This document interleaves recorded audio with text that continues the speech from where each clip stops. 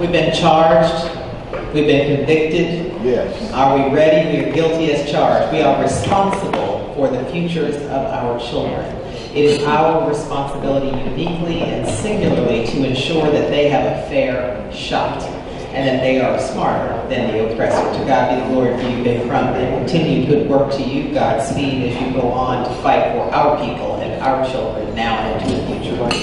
This is an honest conversation about historically black colleges, the promises and commitments that have been made to our historically black colleges, those that have been kept, we want to amplify them, and perhaps those that have not. We want to brainstorm solutions for how to hold our communities accountable for supporting these venerable institutions and helping to drive them into the future. I want to start today's conversation, if I might, with you, Mr. Smith. Thank you, first and foremost, for your hospitality. We have dined sufficiently, we have slept well and rested. I was chatting a moment at my table with Chairman Jones, and I said, at Benedict College, we do business with people who do business with us. And I say that because I urge all of you to do business with people who do business with you. People who sow into you, invest in you. So that means the next time you come to New Orleans, this is your hotel. That means people who invest in us are to be invested in. That's how it's called cooperative economics, people. Cooperative economics. So thank you very much, Mr. Smith, for your hospitality here today. What have been your observations of late about this renaissance that we seem to have experienced as HBCUs? If I look at the thing, it says promises kept and promises broken.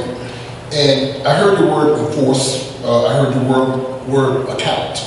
But it takes me back maybe 8 or 9 years ago to a conversation, well, to a luncheon I was having with the legendary Dr. Norman Francis. But in the middle of lunch, his assistant came and gave me the phone.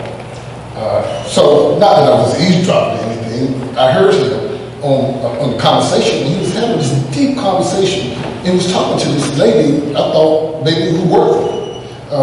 And then as he got a little bit more fired up, I realized he was talking to United States Senator Mary Landrieu. He said, Mary, you're going to do this, and you promise you're going to do this, and you're going to do this for all of us in Louisiana. So when he got off the phone, he apologized. He said, post-Katrina, we have a $214 million loan, and we want that loan forgiven. And everybody with all those 6 black colleges in Louisiana who participated in the loan, they galvanized, they got her votes, they worked for it, they get out the vote drivers again, did all those things for it. And he said, Mary, you're going to do this. And she followed up on it, she did it. And it took, with great pride, at the first inaugural American West Ball that I announced that she got that $214 million loan relief for those 6 colleges. More importantly, we can't do it by ourselves. And we can talk about promises made or promises kept or promises broken. The promises sometimes, like the councilor said, you got to go out and you got to enforce it. So as we think about asking, I want to talk a little bit about what we're asking for. And I'm going to come to you, Chairman Jones, as Michael's boss, as leader of the UNCF Board of Directors. What are some of the things UNCF has asked for of late and that has made an impact for HBCUs? Talk to us a little bit about your work. Well, thank you very much. I appreciate the question. And hopefully you all can hear me. I don't know if I'm powered up. There we go. We've evolved a long way since the days with the great help of leaders like Michael Smith and others in other cities. As a matter of fact, as we sit here now, the Atlanta Mayor's Mass Ball is already sold out, over 1,000 people, and it traditionally raises much more than it used to, and we continue to push for that, and it's a mixed room. But I want to talk a little bit about some of the work we're doing that's a little broader than that. And I look at the raising of money not only around dollars, but also around opportunities. So one of the things that we've been able to do in partnership with Harry and his team, with leaders on our teams of Thurgood Marshall and UNCF, is to get an incredible amount of debt forgiven. In fact, hundreds of millions of dollars of debt, which included really every, what we found was that major Caucasian institutions were traditionally seeing debt forgiveness from the Department of Education. Yet it was debt that was costing many of our African American institutions, historically black institutions, their accreditation, their net asset positions. Excuse me for being an accountant, but their net asset positions were being held up over their heads. And so it's not only the benefit of cash flow, which it certainly was, to have debt forgiven, but it's also the better pathway toward accreditation, coming off of probation and those sorts of things, because that burden was being removed.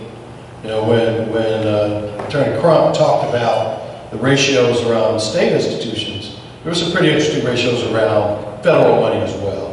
And so we have worked very hard in that space. So that's one.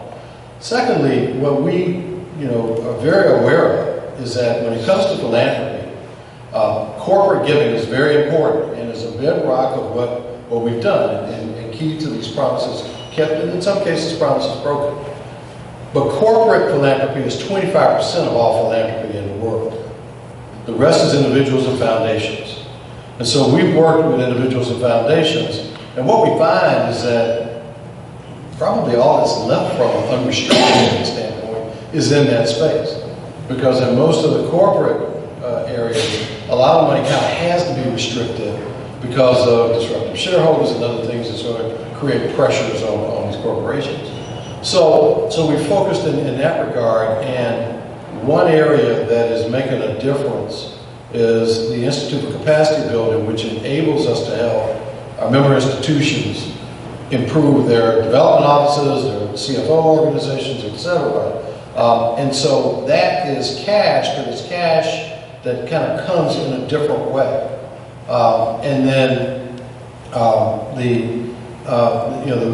as we look at our fundraising of late, beyond the debt forgiveness and the work that we do from an advocacy standpoint, and there were times years ago when folks said, well, just go raise money. That's all you need to do, just go raise money. And we do that. We haven't forgotten what we were built to do.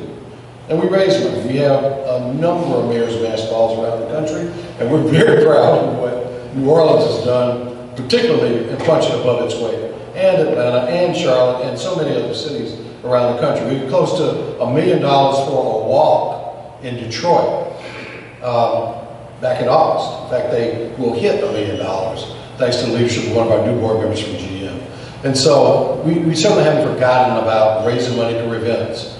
But we also now are looking at ways that we raise money through programs that enable cohorts of our institutions to come together and improve their overall delivery and punch above their weight. And be honest with you, yeah, we need the corporate giving, but we have to undergird these students. Because a lot of them are coming to these institutions, and they don't come from the same backgrounds as the people that they're going to be competing against. And they're going to be competing against people worldwide. Okay? And we have to start preparing them for that. Because I believe that our talent pool will grow from our HBCUs because you're going to see more kids coming, right? Right? Yes. I don't want to be jaded, but I think the decision has already been made on affirmative action. I don't want to be jaded, but that's just me. You didn't ask me that, but if you're a bet man, don't bet against it. Okay? Do not bet against it. Right? But those are some of the things that we're going to have to provide them. We got this talent, and sometimes I think we forgot that we had it. You know we got it, right? But I'm just talking about Joe Doe out here like myself, who's not dealing with them every day.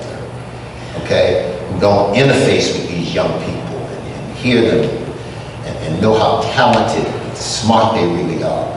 But we have to undergird. We have to develop these programs through the 100 Black Men of America. Through I Divide Now. Okay? By the way, you forgot that capital off the side of Trinity Incorporated. Oh, I'm so sorry. All right.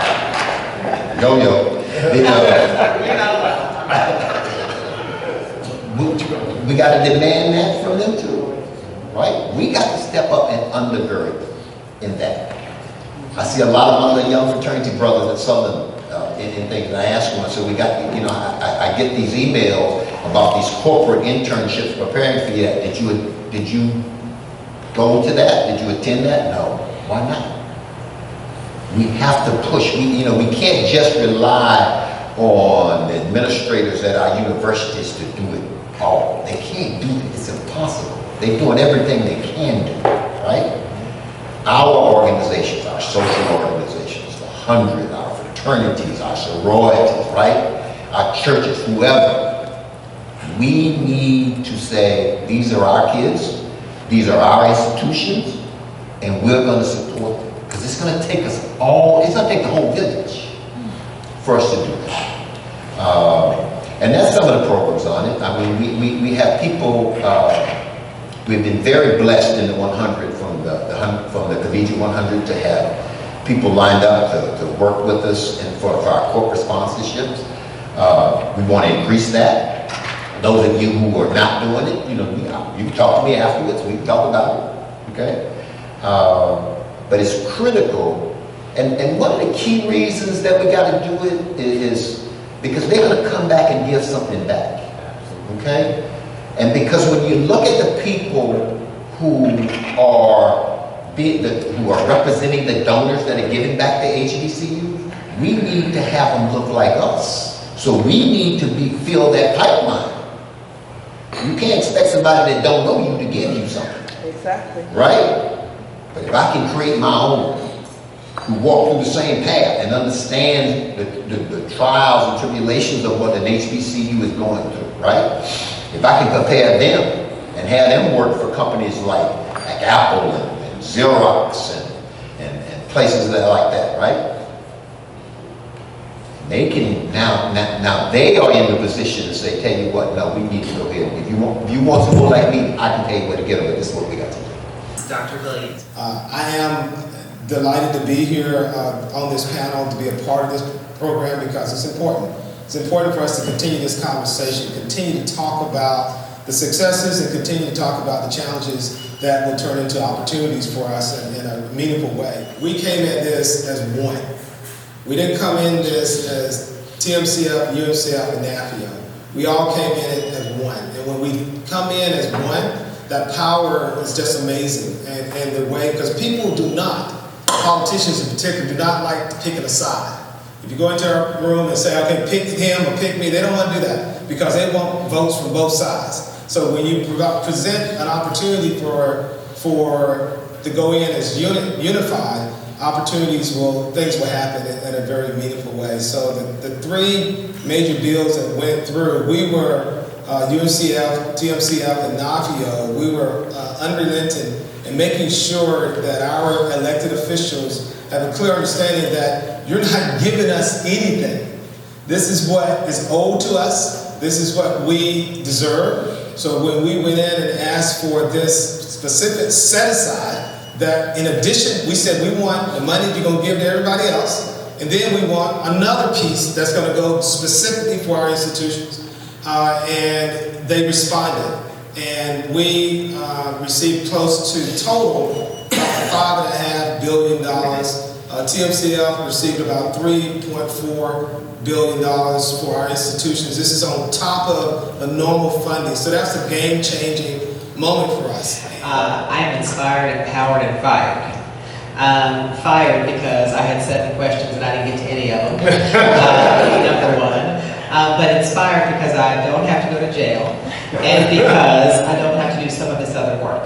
What we kept hearing here is that our administrators cannot do everything on their own. We have got to develop alliances, partnerships, and coalitions to support our students, and we're beginning to see those evolve. I started talking about this renaissance of HBCUs. You're seeing a Propel Center pop up that engages all HBCUs, right? We're seeing the ideas for shared services coming to fruition where we can collaborate, much like our AU Center does. We're seeing opportunities everywhere to partner, and this collaboration is yet an extension of that. Because we don't have to go to jail and do all the work on our own, because of people like Tommy Dorsch and all of you assembled here, I want to take one point of privilege and ask the presidents in the room to please stand. My colleagues at arms, please stand and allow us to.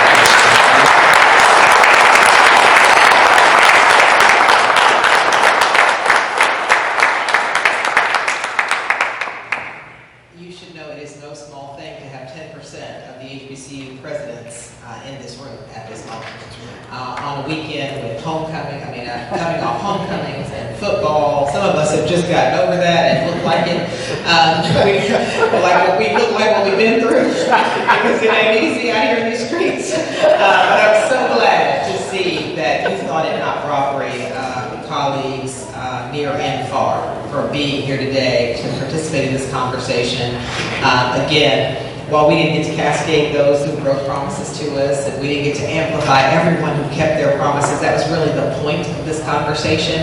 I am hopeful, I am encouraged, and I am inspired because I know that I'm not in this by myself. Because I got 9 other colleagues that are fighting the same fight I fight every day. Because we have Thurgood Marshall to fight for us. Because we have UNCF to fight for us. Because we have the 100 to stand in the gap. Because I get to come to a Hyatt hotel with a brother who's at the helm and who knows what it is to raise money for HBCUs because we need it and our kids deserve it. I am inspired and encouraged. So as we get ready to leave the stage to allow our next panel to take their positions, and know you're not getting a break, so forget it. But as we leave this stage, I want to give each of our panelists just a speed round to articulate where you find your strength right now. What are you most hopeful about as it relates to HBCUs? And I'm going to start where I started in the beginning. Michael, if you would lead us off. What are you most hopeful about? I draw inspiration from, I get the honor of having 2 doctors. I go to Dillard, and I see that 98% of those students are on Pell Grants. And what we've been able to do is bridge them, because once they say, I'm going to take a semester off or a year off, they never go back. So we've been able to take care of 1,800 students over the last 10 years to that end. But then you go to Xavier and do the same thing, and about 51, 52% are on Pell Grants. It's a little bit more funded. And you see that they put out more African-American undergraduate doctors than any university, not black college, any university in the United States. So I draw inspiration from these kids because that was me 40 years ago. 1979, I graduated from college. That was me then. And I draw inspiration because education is the equalizer. It's the equalizer. We could talk economic independence, and education is the equalizer. And so those are the things that I draw inspiration from. And I think that all of us here doing similar things, I can thread the needle about what the purpose is for everybody. We need everybody up here in our own style of doing it for the whole. So that would be my immediate answer is the kids. Thank you. Thank you very much, Michael. Mine would be toward the kids too, that the young people that are not in college, right, and that they understand that attending an HBCU is you're going to get more than just an education, right? You're going to get a lifetime of friendships. You're going to be brought into a culture that will develop you for what's happening in the world. We're not an inferior solution. We may be the better solution for where this country is going to right now. Because we not only will educate you with these great leaders in this room, but we also will nurture you, care for you, love you, and we will not condemn you. We know what you're going through. So that my hope is that these young people will be able to understand that, if I use the example, going to Southern University is not any. You'll be understood and cared for just as much as if you would go to LSU or anywhere else, right? Harvard, for that matter. So I just want them to understand what we offer. Amen. Well, certainly the center of it all is the kids, but I'm inspired as well by this community.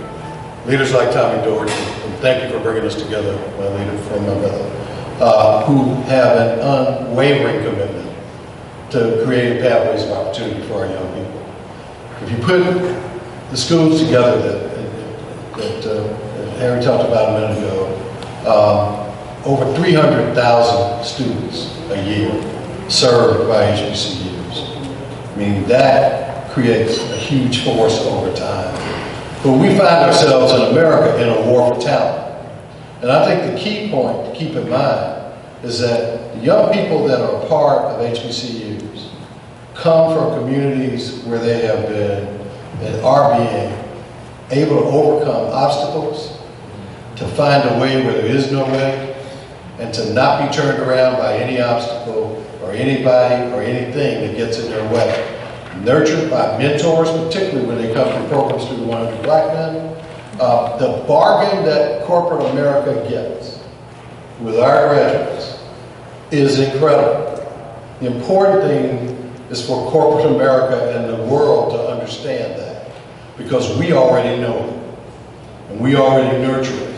And it is that unwavering effort on all of our part to make sure that we help our young people go out and change the world. We can talk about all kinds of things that are different today because of graduates of HBCUs. And when you think about a community that stands behind, whether it's the Divine Nine or the 100 Black Men, as you say, many other other organizations, our young people know they have that behind them, and they know the importance of it because many of our organizations encourage and insist that they also mentor students behind them, and that creates a long-standing pathway. In the 100 program, that the Collegiate 100 mentor high school students, and so that then leads a pathway. And so I'm inspired by all that unity. I'm inspired by unity when people try to be divisive. I'm inspired by the fact that if we all lean one way, the bucket tips over and we all crawl out, instead of crabs in the bucket keeping us all in. And I'm inspired by that.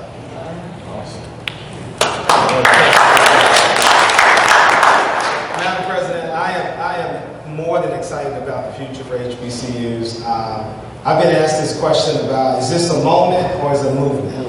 I get that all the time, and this is a movement. This is not a moment, this is a movement. And you heard Ben Crump today, it's a movement.